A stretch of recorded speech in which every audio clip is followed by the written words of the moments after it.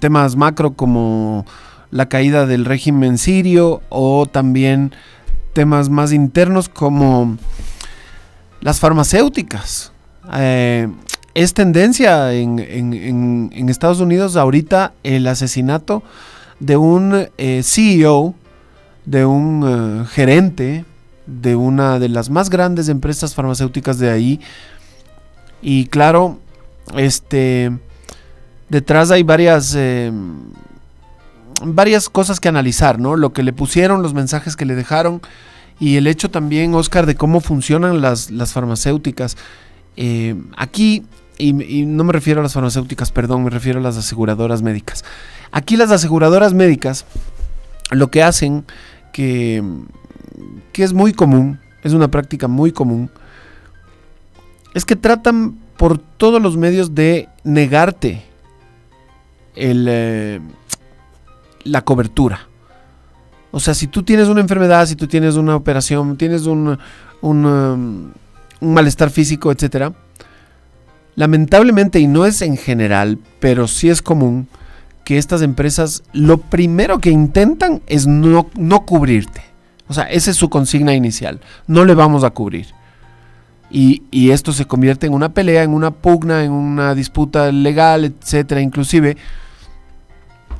Y claro, tú te estás metiendo con la vida de las personas, porque si a alguien le niegas una atención urgente, posiblemente muera. Y claro, si esa persona muere, de alguna u otra manera tú te conviertes en causante de su muerte. Entonces, en ese contexto, asesinan a uno de los CEOs de esta clase de empresas, y ya parece que lo agarraron al que dispara, ¿no? Al famoso, me parece que era francés. Ya lo tenía ubicado, hasta el nombre me estaba aprendiendo, pero ya se me olvidó. Oscar, ¿cómo va ese tema? Empecemos con lo pequeño, que no es tan pequeño. El micrófono, por favor. Y debería estar. Ahora sí estás. ¿Sí está? Ok, sí está.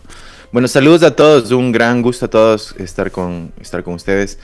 Claro, él se llama Olivier, pero es gringo. Es un nombre francés, pero él es gringo. Y estuvo en una universidad de Ivy League, que eso quiere decir que es fue a una de esas universidades súper caras, ¿no? Importantes, claro. Entonces, él entiende muy bien cómo funciona esto, y según entiendo, a él le negaron a él una cirugía en la espalda o algo así. Pero esto va mucho más allá, porque esto es un secreto a voces, digamos, ¿no? Acá hay gente, mucha gente. De hecho, pienso que es la segunda causa o la primera causa de bancarrotas en Estados Unidos es médico, ¿no? Y hay que aclarar que esto es después de lo que se llama Obamacare. Obamacare es un sistema que Obama, obviamente, puso para que gente pueda acceder a los seguros de salud, ¿ok? Porque antes de eso, tan malos como son, ni siquiera eran accesibles para la gente. Es decir, fuera de tu rango totalmente pagar por un seguro, ¿no? Y ya te voy a decir qué es lo que te compra pagar por ese seguro. Pero primero Obama lo logró hacer de que te tengan que aceptar primero, porque antes si tenías alguna enfermedad o alguna falla, cualquier cosa, no te aceptaban, primero. Segundo, era carísimo, así más de $1,000, $2,000, o sea, es casi inalcanzable, donde a menos que tu trabajo te dé seguro de salud o algo así, era casi inalcanzable. Entonces Obama dio un gran paso en el sentido de que logró hacer alcanzable en cierto sentido. O sea, no es que es gratis como en Canadá, por ejemplo. Y no es gratis en Canadá. Tú pagas un montón de impuestos en Canadá. Lo que pasa es que esos impuestos que pagas en Canadá, casi 40%, te compran seguro de salud, ¿no? Acá el dinero que los estadounidenses pagan en impuestos, más del 50% se va a pagar por guerras presentes y futuras, y pasadas, perdón. O sea, seguimos pagando gastos de hace tiempo, o sea, de guerras que ya pasaron, las reconstrucciones, todo esto se va sumando como una cuenta gigantesca que tenemos los estadounidenses. Pero bueno, el seguro de salud, eventualmente después de Obama se hizo accesible en el sentido de que puedes obtenerlo, en el sentido, ¿no? Y te dan una subvención según qué tipo de nivel de impuestos tú pagues. Entonces, según tu ingreso, te dan una subvención para que tú completes, digamos, el pago y ellos pagan el otro resto. Vale decir que todo esto es en un sistema de precios inflados. O sea, todo lo que hay, se quiere decir salud acá es ridículamente inflado. Es decir, por ejemplo, me fui con mi hijita hace unos años, hace un par de años, porque le dolía algo, mi esposa le llevó. Yo le decía, no, y le llevó, no sé qué, le llevó. Entonces le llevó, entró a emergencias, esperamos como 2 horas. Le hicieron una prueba como tipo X-ray, algo así en el estómago. Salió mal, pidieron disculpas, hicieron otra y dijeron, bueno, no está nada, vaya a la casa. Quisieron cobrarnos $20,000 por eso. ¿Por un examen? Por lo que te acabo de escribir, por estar ahí esperando 2 horas, un examen que salió mal por culpa de ellos, que lo volvieron a hacer, te cobraron las 2 veces el examen, todo sumó $20,000 o más, eran 30,000 de hecho. Porque los doctores cobraban $10,000 de eso que te acabo de decir. Y en sí eran 20,000 de esto que te acabo de decir. Por suerte el Estado cubrió todo esto porque en ese año, justo por suerte, todos los niños de Arizona estaban cubiertos por la pandemia, digamos. Entonces, por ese concepto es que yo me salvé de pagar los $30,000 por ir a recibir una píldora y hacer un examen en la emergencia. Entonces, eso te da una idea. Si te vas al hospital y Dios quiera algo, es no menos de $100,000, 200, 500, para arriba. Entonces, el tema es que cuando tú pagas el seguro de salud, estás pagando una contención. O sea, pagas 300 al mes, qué sé yo, no sé. Lo que sea que pagas, tienes un deducible. Entonces, por ejemplo, de acuerdo a lo que pagues, ¿no? Más pagas, menos deducible. Pero la gente pobre, la gente del pueblo, la gente trabajadora, no tiene para estar pagando el bastante caro, ¿no entiendes? Sino lo que pueden. Entonces, generalmente tienen deducible. Entonces, lo que hacen las aseguranzas es mandarle al deducible. O sea, te mandan al deducible. Entonces, básicamente, tienes que tú gastar los $5,000 o lo que sea de tu deducible antes de que ellos empiecen a pagar las cosas. Es decir, es más como un sistema de contención de emergencias. Si, por ejemplo, lo que pasó, o sea, $100,000, $20,000, si vas, tú pagas 5,000 y de ahí ellos pagan. Eso depende también del caso de tu seguro, porque hay seguros que pagan la mitad de la estancia de ahí en emergencias o lo que sea, y te quedas bien. Entonces, por eso es que hay gente que está tanto en la bancarrota, porque esto ya es oneroso. Pero si encima de eso le sumas el hecho de que estás pagando, ¿ok? Estás cubierto. Y hay gente que ha ido a hacerse cirugías del corazón a niños, cosas así que tú dirías, no puede ser que le nieguen eso. No, eso le niegan. Y resulta que, volviendo al tema ya del asesinato, la compañía del CEO que fue asesinado es la 4ª compañía más grande de Estados Unidos. Al mismo tiempo es la que más niega las pólizas. Entonces resultó y salió a la luz que tenían un sistema de AI, de inteligencia artificial, que evaluaba todos los claims y negaba según sea o aprobaba, pero que, había un error que hacía que 90% sean negados. Lo que resultaba en que tenga tantas ganancias y que iba a ser el 4ª compañía del país. Comedia negra parece esto. Después de Apple, imagínate. Entonces, es la persona. Lo que te dicen ellos es que nos hicimos multimillonarios por un error tecnológico. Pero qué pedazo de pelotudos creerán que somos. Es que mira, eso es con todo. Eso es a lo que yo me refiero acá cuando vengo y digo el imperio corporativo, que no, todo esto, y la gente no sé si entiende o piensa que estoy loco, pero no, a eso me refiero. A eso es.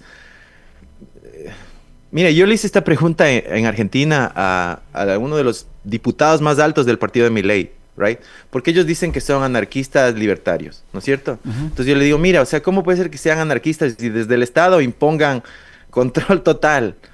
Y esa como que es una pregunta, pero la más dura es, mira, o sea, tú eres anarquista, ¿cómo puede ser que no te des cuenta que las corporaciones son como gobiernos? O sea, el colectivismo del que tanto el colectivismo es como el cuco de los anarquistas y los libertarios, Carlas, porque ellos hablan de que el gobierno va a tener demasiado poder, que lo que es verdad, o sea, es realmente una descripción ajustada a lo que pasa.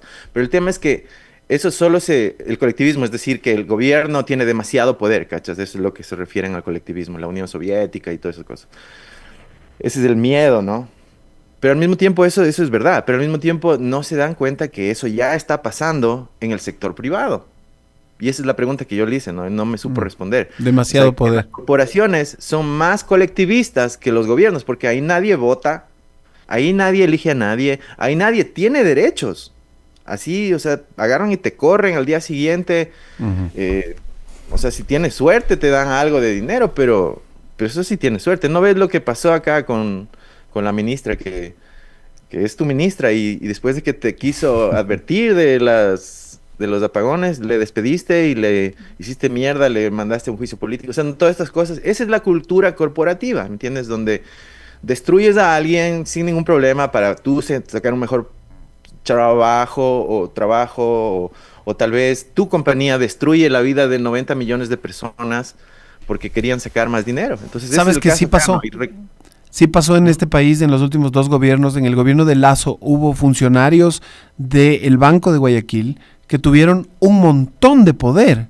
Solo para nombrar uno, Luque Lecaro fue una suerte de superministro de Lasso, que estaba al frente de todas las empresas públicas del Ecuador, de todas, y era un vicepresidente comercial, no me acuerdo, del BG. Entonces, y ahora con Noboa pasa prácticamente lo mismo. Tiene gente de su confianza, personas que han trabajado con él en proyectos, en empresas, que han sido sus abogados, y esa gente está metida en el gobierno ahorita. Y yo a veces pienso y digo, ¿cómo puede meter a gente tan inútil? Y claro, lo que pasa es que esa gente tan inútil, cuando se acabe el gobierno de Noboa, si Dios nos acompaña en 140 días, y si Dios nos tiene el diente cogido en 4 años y 140 días, pues ellos van a tener trabajo, Oscar, van a volver a la empresa privada y van a seguir sirviendo a su mismo jefe. Es lo que se llama, acá en Estados Unidos se llama las puertas giratorias. Revolving doors. Revolving doors. Y eso es lo que hablábamos la otra vez, ¿no? Del lobbying. Y mira, es interesante lo que pasa. De los lobbyings que mencioné la anterior vez, ¿te acuerdas? Uno de esos fue el sirio. Entonces, ese es bien peligroso. De hecho, un compañero mío lanzó un libro, o sea, mi jefe en realidad, es el mejor periodista en Estados Unidos, se llama Max Blumenthal. Lanzó un libro que se llama The Management of Savagery, el manejo de la salvajería, sobre la guerra sucia en Siria. ¿Okay? Porque hay que entender que esto es una guerra, es un tablero geopolítico, es como un ajedrez, ¿no? Entonces, por eso es que, por ejemplo, toda esta cuestión de Siria, mira, estaba Israel perdiendo en Líbano porque tenían todo el flujo de armas y soldados y guerreros desde Irán, Irak y Siria. Todo eso llegaba por el norte, al Líbano, ¿entiendes? Entonces, estaban perdiendo olímpicamente. Entonces, ¿qué hicieron? Estados Unidos le ayudó a gestionar un plan de paz con Líbano. Y al día siguiente, en la mañana, la primera cosa que pasó fue que cayó cayó Assad, ¿me entiendes? Entonces, ¿cómo que es eso? O sea, son unos rebeldes, te dicen en la tele, ¿no? ¡Ay, liberando el país! Yo le digo a la gente que vive en los pueblos de Ecuador y todo, si ustedes mañana se declaran rebeldes, ¿crees de verdad que van a poder salir mañana y derribar al gobierno? No. Entonces todo eso ocurre con un montón de plata y ayuda y armas y entrenamiento, porque esto es algo que estos mismos rebeldes han dicho, ¿no? Que se han entrenado en Turquía. Es básicamente la OTAN que usa a estos rebeldes en esta guerra sucia para poder lanzar, como hizo en Libia, guerras sucias, como digo, ¿no? Entonces, en ese sentido, todos los países son como una pieza de ajedrez en la geopolítica. Y el Ecuador también lo es. ¿Quién es el gran beneficiario? No se puede olvidar. ¿Quién es el gran beneficiario así mayoritario y principal de la toma de Damasco? O sea, el gran beneficiario de todo esto es Israel. Primerito. O sea, porque ya hoy de mañana te mandé ese tuit, ¿te acuerdas? De Netanyahu, donde oficialmente anexaban el Golán.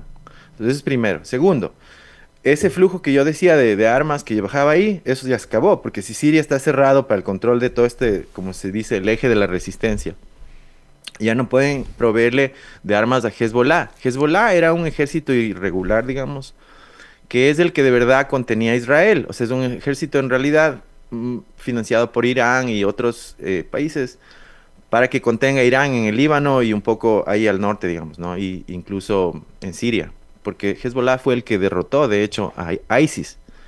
ISIS, ¿vos te acuerdas de ISIS que cortaban Claro, cabezas, era la gran amenaza ejecutaban del mundo. gente? Era la gran Claro. amenaza del mundo, el cuco mayor. Ya, el líder de este líder de estos rebeldes que tomaron el poder ahora, él era el jefe de ISIS en Siria. Se llamaba, ISIS en Siria se llamaba Al-Nusra. Entonces, y antes de eso, Al-Nusra era socio de ISIS y de Al-Qaeda. Entonces, este que hoy es el jefe de Siria, fue combatiente de Al-Qaeda y de ISIS. Pasó 7 años en una prisión. Bajo sus órdenes se ejecutaron varias masacres de gente desarmada. O sea, algunos solo eran soldados son, capturados, otros eran civiles. o sea, solo son como una suerte de mercenarios, pero con diferente camiseta. O sea, van cambiando de equipo. Son los mercenarios que cuando los rusos atacaron y le ayudaron al gobierno sirio, derrotaron a estos mercenarios, que eran en ese entonces una suerte de ISIS, ¿no? ISIS, otros eran Al-Qaeda, y se habían tomado ciertas partes del país, algunas de las cuales con el apoyo de los turcos, porque hay todo esto de los kurdos, unas, como dice, tensiones sectarias al norte, y también de los estadounidenses que se quedaron algunos, no sé si Trump famosamente dijo que nos quedamos en Siria por el petróleo, ¿no? Entonces, claro, se quedaron guardando y cuidando unos pozos petroleros en Siria, ¿no? Entonces, bajo ese concepto nos entendemos que Siria estuvo todos estos años parcialmente ocupado por diferentes potencias, una de las cuales obviamente es Hezbollah, otra es Estados Unidos, otra es los turcos, todas estas fuerzas han ido ocupando Siria y a eso le sumas, y esto es lo que se une, del lobby, ¿no? Las sanciones contra Siria son específicamente para lastimar a la población, para que no tengan medicinas, ni comida, ni nada para la reconstrucción. Entonces se llaman the Caesar Sanctions. Eso supuestamente iba a ser secreto, pero salió a la luz, ¿no? Alguien la sacó porque le pareció muy cruel a un militar, imagínate. Entonces, bajo todos esos años y años y años de sanciones, es lo que se planeó todo esto y se entrenó a estos rebeldes que habían perdido esa batalla hace un tiempo. Se les llevó a Turquía y se les entrenó a todas estas facciones de rebeldes. Se cree que es la CIA, ¿no? Obviamente esto nunca va a haber confirmación, pero se cree. Y entonces ahora que estaban listas para que cuando se firme el Tratado de Paz, atacar. Entonces por eso es que son tan exitosos. Y esto ha sido un gran éxito, de hecho, para el un bando de la Tercera Guerra Mundial, ¿no? Porque no olvidemos que eso es lo que está pasando. Oye, solo se me quedó pendiente el asunto de el tirador, el que disparó al CEO de la empresa esta gigantesca. Uh-huh. ¿Qué sabemos de él? ¿Qué más se conoce hasta el momento de sus motivaciones, de su origen? Porque, claro, tú dices que hay una reclamación que él había hecho, no le quisieron operar, se enojó y lo decidió acribillar al CEO. Y me imagino que el resto de CEOs de la industria deben estar a buen recaudo. Me imagino que esto también desatará una suerte de paranoia colectiva en el sentido de que sí, a ver, se están dando cuenta de lo que estamos haciendo, ¿no? Ya el jueguito ya no es tan secreto. Imagínate que al día siguiente de que esto pasó, un par de empresas de seguros se echaron atrás de una política muy polémica que tenían de negar, voy a repetir esto lentamente para que la gente se lo pueda digerir, negar anestesia a gente que tenía cirugía. O sea, imagínate, ya llegaron al punto que negaban la anestesia. O sea, ese es el punto al que habían llegado. Y día después de eso se echaron para atrás. El día siguiente, Elon Musk tuiteó ahí que, ay, que la gente es mala onda y no se dan cuenta que nosotros los CEOs tenemos, que es nuestra profesión, tener que sacar la mayor de ganancia para nuestros accionistas, así eso cause dolor, así eso sea un sufrimiento para todos. Eso es lo que tuiteó en realidad Elon Musk. No sé a veces si se da cuenta lo que escribe el señor. O sea, como señalándose, ¿no? O sea, aceptando que los CEOs sacan todas las ganancias a pesar de que el sufrimiento de quien sea. Exacto. Él lo dijo. Así funciona. Yo creo que sí hay una facción del capitalismo salvaje que sí se dedicó a ese negocio, que es prácticamente deshumanizar estas transacciones, ¿no? Solamente verlas como algo financiero, económico, nada más. Claro, imagínate la gente que vive de la guerra, de estas farmacéuticas, la gente que vive de la minería, o sea, porque sí, la minería es necesaria. Esa es una de nuestras contradicciones en la vida, ¿no? Es necesaria, pero al mismo tiempo la minería es el mayor causante de desplazos y de migrantes y de gente que se queda sin tierra y que termina en las ciudades sin rumbo, ¿no? Y eso es estructuralmente algo que es el mayor peligro de nuestra sociedad en realidad, porque mira, esto es como la agricultura mayor y la permacultura.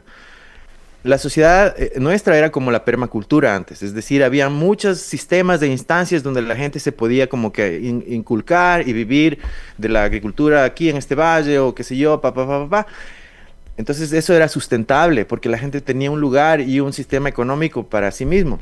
Pero a lo que llegó esta economía masiva industrial que tenemos, empezaron a hacer estas transacciones masivas, estas empresas masivas de agricultura y todo, van quebrando, y de minería, ¿no? Y van quebrando a los agricultores, van sacando a los agricultores de ahí y van destruyendo todos estos sistemas que antes eran como un ecosistema para la gente vivir, estos valles, agricultores, que la gente hacía sus tejidos y qué sé yo, ¿me entiendes? Todo eso se acaba porque viene una empresa masiva, le saca del mercado a todos, y viene otra empresa y le saca físicamente de ahí porque necesitan el cobre y qué sé yo. Y así es como las ciudades terminan siendo sistemas gigantes donde hay demasiada gente y que hay que inyectarle masivamente recursos para que sobrevivan, ¿cachas? Una ciudad, si mañana paras todo, se muere, porque la ciudad no es autosustentable, ¿calas? Entonces, ese cambio tan gigantesco es el que viene de esta ideología industrial gigante sin considerar qué es lo que las consecuencias, ¿no? Lo que decía hace un rato el capitalismo buitre, creo. El salvaje, sí, o sea, el capitalismo es el sistema en el que nos manejamos, en el que nos han obligado a tratar de subsistir, pero creo que tiene sus límites, y ya cuando empezamos a pasarlos, se empieza a notar. Por darte un ejemplo que se me viene a la mente así, pero a la primera, la crisis de los opioides en Estados Unidos. Yo he visto series, he visto documentales. Es increíble cómo agarraron esas pastillitas mágicas y empezaron a traficar con ellas. Y los fabricantes, Oscar, y amigos y amigas, los fabricantes sabían que eran adictivas. Los fabricantes sabían que estaban creando drogadictos cuando empezaron a hacerse millonarios con su venta. Y no les importó. Y mataron a cuánta gente. Algunos ni siquiera eran personas con historial de consumo, sino que simplemente tenían una pierna que habían sufrido un accidente, un dolor, y por consumir esto se quedaron colgados y terminaron muertos.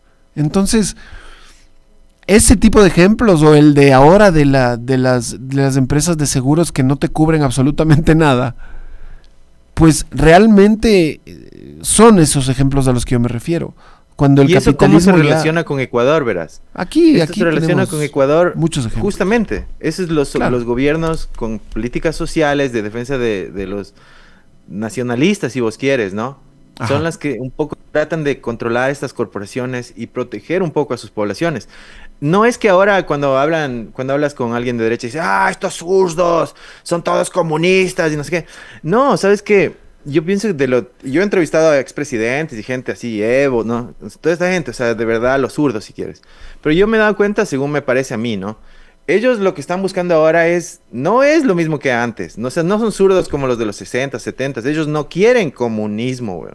Ellos están tratando de darle a la población un cierto nivel de vida que podrías describir como lo que se vive en Francia o en Inglaterra, donde la gente tiene lo más mínimo para sobrevivir, tiene su salud cubierta, tiene, qué sé yo, escuelas pagadas, o sea, tal vez sin exagerar, pero por lo menos lo básico, ¿no? Entonces a eso es lo que hemos llegado, donde la izquierda, que tanto miedo le da a todo el mundo, es en realidad lo que antes era la centroizquierda, centro-derecha, los socialdemócratas, ahora son tildados de extrema izquierda, ¿cachas? Y acá en Estados Unidos es súper notable, ¿no? Acá no hay izquierda. Pero así le dicen. Yo que me hago pasar por comunicador, pero soy más político a veces de lo que mi esposa quisiera. Te digo que mi izquierda es una izquierda donde las personas tienen oportunidades, donde a las personas no se les niega lo básico, el derecho a educarse, el derecho a curarse de una enfermedad, el derecho a tener dignidad, una carreterita, una escuelita, pero además las oportunidades, que no discriminemos, que no haya ciudadanías de varias clases. O sea, son cosas tan básicas que a veces me da vergüenza tenerlas que aclarar. Oye, como Francia. Ajá, sí, y me hiciste acuerdo cuando hablamos al comienzo de la empresa aseguradora y en general de las grandes empresas de salud y farmacéuticas, me hiciste acuerdo de la gran película de Michael Moore, que la tienen que ver si no la han visto, Zico. Tienen que verla, es espectacular. Él lo que hace es comparar el sistema de salud en Estados Unidos con los de Cuba, Reino Unido, Canadá, y se va a algunos países en busca de atención médica, y es impresionante. Hay una escena que a mí me explota la cabeza, creo que es en Londres, que va a un hospital público, obviamente, y están una pareja que acaban de dar a luz, y él les pregunta, oigan, ¿cuánto pagaron? No, dice, no, aquí no se paga nada, no pagamos nada. No, dice, yo les vi que acaban de pasar por la caja. Dice, sí, fuimos a la caja porque nos dan para el taxi. Imagínate. O sea, no es mucho pedir, no es mucho pedir. Yo te digo, yo tengo una amiga ahí que es la que me convirtió en el sentido de entender que lo que había pasado en ese gobierno, porque yo no estuve en Ecuador con lo del Correa, yo no estuve en esas épocas, estuve acá. Y mi amiga tiene una hija que tiene una enfermedad crónica del corazón. Sí. Le mandaron a Colombia, le pagaron la operación, le encontraron el doctor, le dieron para el hotel y el taxi y para que pueda comer con la hija en Colombia mientras se opera. El Estado, me refiero, que lo hizo, ¿no? Y esto porque no tenían la capacidad para cumplir la operación aquí en Ecuador. Antes ya le habían mandado a Guayaquil varias veces y como no hubo mismo, le mandaron a Colombia. Imagínate, eso fue el Estado, el mismo Estado que el día de hoy no tiene aspirinas. Así es. Así es, y la gente que tiene esos recuerdos como el que acabas de narrar es la que obviamente sabe perfectamente por qué hay ecuatorianos que extrañan a Correa y por qué en las encuestas Luisa González cada vez sale mejor puntuada. No es una opinión al señor que cree que esto es Radio Correa, no es una opinión, estoy basándome en data.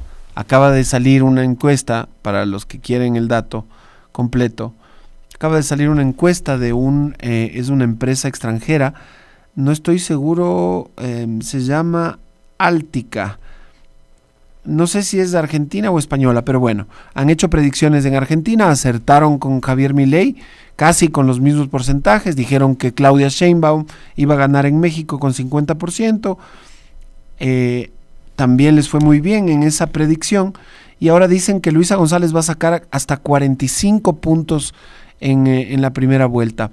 Oscar León desde Estados Unidos, te mando un abrazo, estamos en contacto la próxima semana para ponernos al día en todo lo que nos falte, pero creo que hoy hemos despachado bastante. Te mando un abrazo, mi pana, visiten Furia Popular en YouTube, el canal de Oscar Furia Popular en YouTube.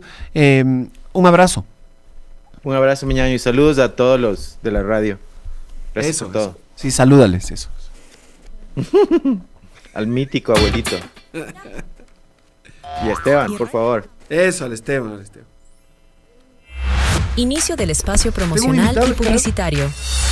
Ve, ¿con quién uno se encuentra?